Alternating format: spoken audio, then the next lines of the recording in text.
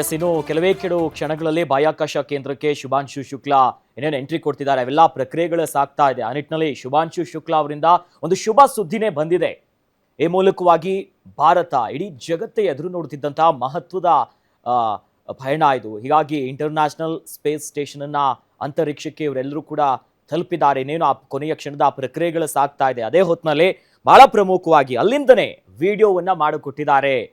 ಮೊದಲಿಗೆ ನಮಸ್ಕಾರ ಅನ್ನೋದಾಗಿ ಸ್ಪೇಸ್ ಇಂದ ನಮಸ್ಕಾರ ಅಂತ ಹೇಳ್ತಾರೆ.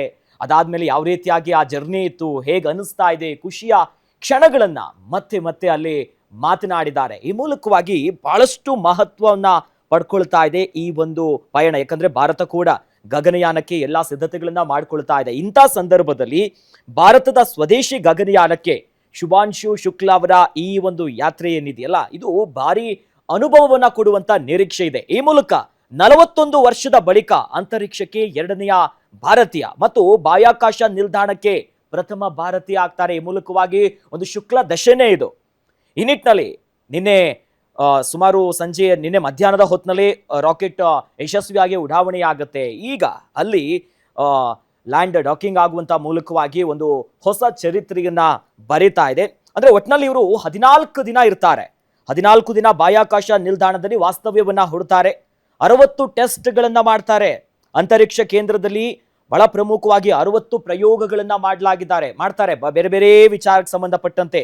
ಹಾಗಾಗಿ 4 ಜನ ಶುಭಾಂಶು ಶುಕ್ಲಾ ಅವರ ಜೊತೆ ಇನ್ನು 3 ಗಗನಯಾತ್ರಿಗಳಿದ್ದಾರೆ. ಬೇರೆ ಬೇರೆ ದೇಶದ ಎಲ್ಲ ಗಗನಯಾತ್ರಿಗಳು ಅಲ್ಲಿ ಪರೀಕ್ಷೆ ಮಾಡ್ತಾರೆ. ಮತ್ತೊಂದು ಕಡೆಯಲ್ಲಿ 7 ಪರೀಕ್ಷೆ ಏನಾಗುತ್ತಲ್ಲ, ಇದರಲ್ಲಿ ಶುಭಾಂಶು ಅವರಿಂದ ಭಾರತಕ್ಕೆ ಸಂಬಂಧಪಟ್ಟಂತೆ ಭಾರತದ ಮೂಲಕವಾಗಿ 7 ಟೆಸ್ಟ್ಗಳನ್ನ ತಯಾರಿ ಮಾಡ್ತಾರಲ್ಲಿ. ಈ ನಿಟ್ಟಿನಲ್ಲಿ ಹಲವಾರು ಟೆಸ್ಟ್ಗಳಿದೆ, ಪ್ರಯೋಗಗಳನ್ನ ಮಾಡ್ತಾರೆ. ಈ ನಿಟ್ಟಿನಲ್ಲಿ ಇದು ಭಾರತದ ಗಗನಯಾನಕ್ಕೆ ಬಹಳಷ್ಟು ಕೊಡುಗೆ ನೀಡುವಂತ ಅನೇಕ ನಿರೀಕ್ಷೆ ಇದೆ. ಯಾವೆಲ್ಲ ಯಶಸ್ವಿ ಆಗುತ್ತೆ. ಒಟ್ಟಿನಲ್ಲಿ ಎಲ್ಲವೂ ಕೂಡ ಯಶಸ್ವಿಯಾಗಿ 14 ದಿನದ ನಂತರ ಅವರು ಸುರಕ್ಷಿತವಾಗಿ ವಾಪಸ್ಸು ಭೂಮಿಗೆ ಬರಲಿ ಅನ್ನೋದು ಎಲ್ಲರ ಆಶೆ ಆಗಿದೆ. ಹೀಗಾಗಿ ಸದ್ಯ ಅಲ್ಲಿ ಶುಭಾಂಶು ಶುಕ್ಲಾ ಹಾಗೂ ಟೀಮ್ ಬಾಹ್ಯಾಕಾಶ ಪ್ರವೇಶವನ್ನ ಮಾಡ್ತಿದ್ದಾರೆ. ಅದಕ್ಕೆ ಬೇಕಾದಂತ ಎಲ್ಲ ಟೆಕ್ನಿಕಾಲಿಟೀಸು, ಅಲ್ಲಿನ ಪ್ರಕ್ರಿಯೆಗಳು ಕೂಡ ಸಾಗ್ತಾ ಇರೋದು. ಇದು ಭಾರತದ ಇತಿಹಾಸಕ್ಕೆ ಒಂದು ಬಹಳಷ್ಟು ಹೆಮ್ಮೆ ಪಡುವಂತ ವಿಚಾರ. ಯಾಕಂದ್ರೆ 41 ವರ್ಷಗಳ ಬಳಿಕ ಅಂತರಿಕ್ಷಕ್ಕೆ ಹೋಗ್ತಿರುವಂತ ಎರಡನೆಯ ಭಾರತೀಯ ಅನ್ಸ್ಕೊಂತಿದ್ದಾರೆ. ಯಾಕಂದ್ರೆ ಅಷ್ಟು ಸಣ್ಣ ಪುಟ್ಟ ವಿಚಾರ ಅಲ್ಲ ಇದು. ಒಂದು ಸೈಂಟಿಫಿಕಲಿ ಎಷ್ಟು ಡೆವಲಪ್ಮೆಂಟ್ ಆಗ್ತಿದೆ, ಅಡ್ವಾನ್ಸ್ಮೆಂಟ್ ಆಗ್ತಿದೆ. ಭಾರತೀಯರಿಗೆ ಸಿಗ್ತಿರುವಂತ ಮನ್ನಣೆಯ ಜೊತೆಯಲ್ಲಿ ಮುಂದೆ ಸ್ಪೇಸಿಗೆ ಸಂಬಂಧಪಟ್ಟಂತ ಅಭಿವೃದ್ಧಿ ಮಾಡೋ ವಿಚಾರದಲ್ಲಿ ಇದು ಭಾರತಕ್ಕೆ ನಿಜವಾಗ್ಲೂ ಕೂಡ ಒಂದು ಬೂಸ್ಟ್ ಕೊಡುತ್ತೆ. ಆ ವಿಚಾರವಾಗಿಯೇ ಬಾಹ್ಯಾಕಾಶ ಕೇಂದ್ರಕ್ಕೆ ಇನ್ನೇನು ಕೆಲವು ಕ್ಷಣಗಳಲ್ಲಿ ಎಂಟ್ರಿ ಕೊಡ್ತಾರೆ. ಅದಕ್ಕೆ ಸಂಬಂಧಪಟ್ಟಂತಾನೆ ಈಗ ಒಂದು ವಿಡಿಯೋವನ್ನು ಮಾಡಿಬಿಟ್ಟಿದ್ದಾರೆ.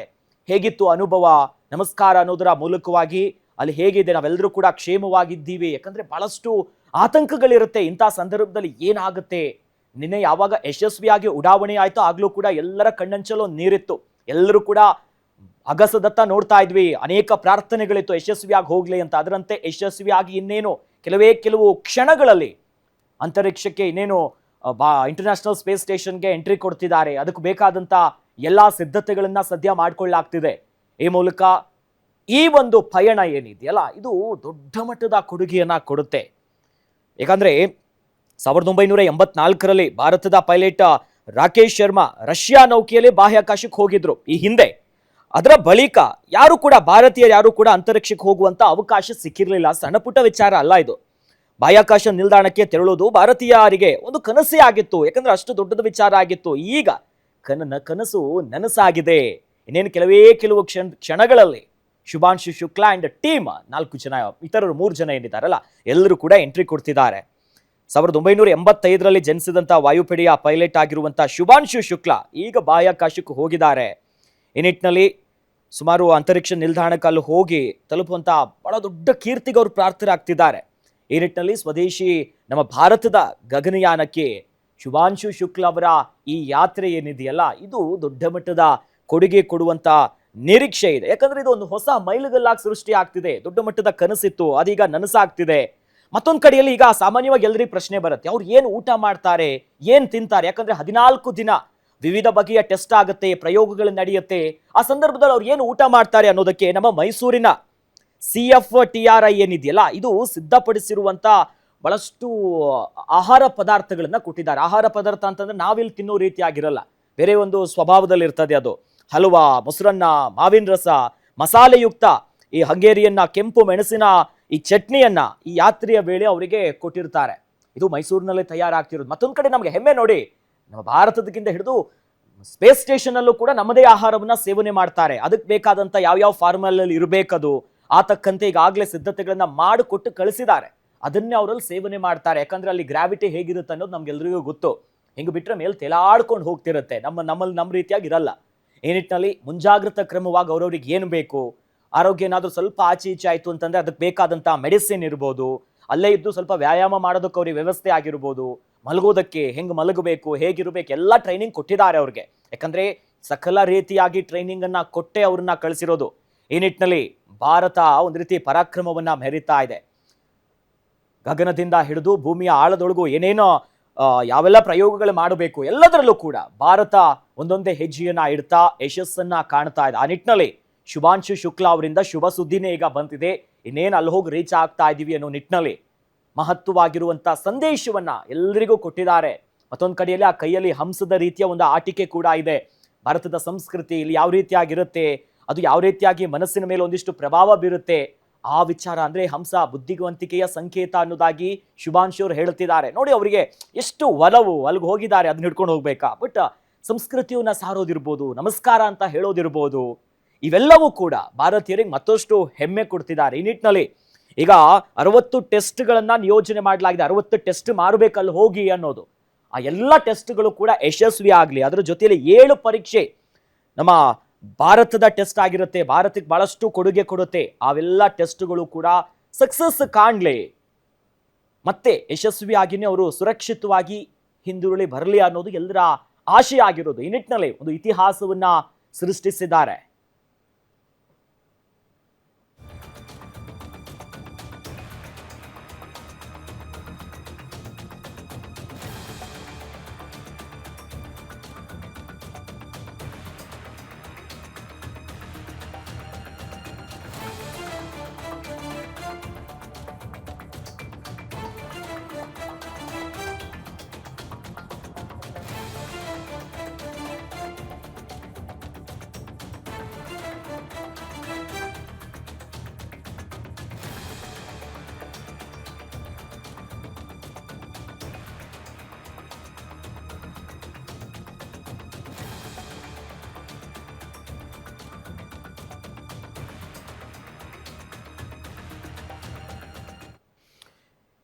ಬಾಹ್ಯಾಕಾಶ ಕೇಂದ್ರವನ್ನ ಇನ್ನೇನು ಕೆಲವು ಕ್ಷಣಗಳಲ್ಲಿ ರೀಚ್ ಆಗ್ತಾ ಇದ್ದಾರೆ.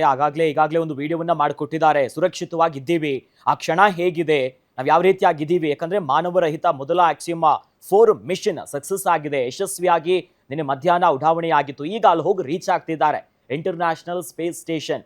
ಇಲ್ಲಿ 60ಕ್ಕೂ ಹೆಚ್ಚು ವಿವಿಧ ವಿಚಾರಕ್ಕೆ ಸಂಬಂಧಪಟ್ಟಂತೆ ಅಲ್ಲಿ ಯಾವುದೇ ರೀತಿಯಾದಂಥ ಇದಾಗಿದೆ. ಈಗಾಗಲೇ ತಲುಪಿದ್ದಾರೆ, ಅಲ್ಲಿ ಹೋಗಿ ಈಗ ಯಶಸ್ವಿಯಾಗಿ ತಲುಪಿದ್ದಾರೆ. ಹೊಸ ಇತಿಹಾಸ ಇದು. ಯಾಕಂದ್ರೆ ಈ ಭಾರತ, ಈ ಜಗತ್ತೇ ಬೆರಗಿನಿಂದ ನೋಡ್ತಾ ಇತ್ತು ಯಾಕೆ ಅನ್ನೋದು. ಆ ನಿಟ್ಟಿನಲ್ಲಿ 41 ವರ್ಷದ ಬಳಿಕ ಅಂತರಿಕ್ಷಕ್ಕೆ 2ನೆಯ ಭಾರತೀಯ ಯಶಸ್ವಿಯಾಗಿ ಲ್ಯಾಂಡ್ ಆಗಿದ್ದಾರೆ. ಇನ್ನು ಬಾಹ್ಯಾಕಾಶ ನಿಲ್ದಾಣಕ್ಕೆ ಪ್ರಥಮ ಭಾರತೀಯರಾಗಿ ಗುರುತಿಸಿಕೊಳ್ತಿದ್ದಾರೆ. ಇವರು ಯಶಸ್ವಿಯಾಗಿ ಅಲ್ಲಿ ಹೋಗಿ ತಲುಪಿದ್ದಾರೆ. ಇನ್ನು ಮುಂದೆ 14 ದಿನ ಅಲ್ಲೇ ವಾಸ್ತವ್ಯವನ್ನ ಹೂಡ್ತಾರೆ ಇಂಟರ್ನ್ಯಾಷನಲ್ ಸ್ಪೇಸ್ ಸ್ಟೇಷನ್ ಅಲ್ಲಿ. ಅಲ್ಲಿ ವಿವಿಧ ಬಗೆಯ ಟೆಸ್ಟು, ಪ್ರಯೋಗ ಎಲ್ಲವೂ ಕೂಡ ಸಾಗ್ತಾ ಹೋಗುತ್ತೆ. ಏನೇನು ಮಾಡಬೇಕು, ಯಾವ ರೀತಿಯಾಗಿರಬೇಕು, ಯಾವೆಲ್ಲ ಅಬ್ಜೆಕ್ಟಿವ್ಸ್ಗಳನ್ನ ಹೊತ್ತು ಹೋಗಿದ್ದಾರೆ, ಅವೆಲ್ಲವನ್ನ ನನಸಾಗಿಸುವಂತ ಹೊತ್ತದು. ಈ ನಿಟ್ಟಿನಲ್ಲಿ ಶುಭಾಂಶು ಶುಕ್ಲಾ ಜೊತೆ ಇರುವಂತ ಇತರ 3 ಗಗನಯಾತ್ರಿಗಳು ಕೂಡ ಬೇರೆ ಬೇರೆ ವಿಚಾರಕ್ಕೆ ಸಂಬಂಧಪಟ್ಟಂತೆ ಅಲ್ಲಿ ಇನ್ನು ಮುಂದೆ ಟೆಸ್ಟ್ಗಳನ್ನ ಮಾಡಲಿದ್ದಾರೆ. ಆ ಮೂಲಕವಾಗಿ ಯಶಸ್ವಿಯಾಗಿ ಹೋಗಿ ತಲುಪಿದ್ದಾರೆ. ಎಲ್ಲರೂ ಕೂಡ ಪ್ರಾರ್ಥನೆ ಇತ್ತು ಯಶಸ್ವಿಯಾಗಿ ಹೋಗಲಿ, ತಲುಪಲಿ ಅನ್ನೋದು. ಆಕ್ಸಿಯಮ್ 4 ಮಿಷನ್ ಡಾಕಿಂಗ್ ಪ್ರಕ್ರಿಯೆ ಈಗ ಯಶಸ್ವಿ ಆಗಿದೆ. ಅಂದ್ರೆ ಅಲ್ಲಿ ಹೋಗಿ ಲ್ಯಾಂಡ್ ಆಗುವಂತ ಪ್ರಕ್ರಿಯೆ. ನಿನ್ನೆ ಏನೋ ಉಡಾವಣೆಯಾಗಿತ್ತು, ಹೊತ್ತು ಹೋಗಿದ್ರು, 28 ಗಂಟೆಗೂ ಹೆಚ್ಚು ಕಾಲದ ಪಯಣ ಏನಿತ್ತು, ಈಗ ಯಶಸ್ವಿಯಾಗಿ ಹೋಗಿ ರೀಚ್ ಆಗಿದ್ದಾರೆ. ಯಾಕಂದ್ರೆ ಮಾನವರಹಿತ ಆಗಿರುವಂತ ಮಿಷನ್ ಅದು. ಬಹಳಷ್ಟು ಗೊಂದಲ ಇರುತ್ತೆ, ಭಯ ಇರುತ್ತೆ, ಯಾವ ಕ್ಷಣ ಏನಾಗುತ್ತೆ ಅನ್ನುವಂತ ಒಂದಿಷ್ಟು ಭಯ ಕೂಡ ಇತ್ತು. ಬಟ್ ಅದೆಲ್ಲದಕ್ಕೂ ಬ್ರೇಕ್ ಬಿದ್ದು ಯಶಸ್ವಿಯಾಗಿ ಸಕ್ಸಸ್ಫುಲ್ ಆಗಿದೆ ಮಿಷನ್. ಇನ್ನು ಬಾಕಿ ಇರೋದು 14 ದಿನ ಏನು ವಾಸ್ತವ್ಯವನ್ನ ಹೂಡಿರ್ತಾರಲ್ಲ, ಅಲ್ಲಿ ಅವರ ಟೆಸ್ಟು ಮತ್ತೆ ಇತರ ಪ್ರಯೋಗಗಳೆಲ್ಲವೂ ಕೂಡ ಯಶಸ್ವಿ ಆಗೋದು, ಅಲ್ಲಿಂದ ಎಲ್ಲ ವಿಚಾರವನ್ನ ಹೊತ್ತು ತರ್ತಾರೆ ಅನ್ನೋದು ಈಗ ಇರುವಂತ ಕುತೂಹಲ ಆಗಿದೆ. ಬಾಹ್ಯಾಕಾಶ ಕೇಂದ್ರವನ್ನ ಈಗ ತಲುಪಿದ್ದಾರೆ.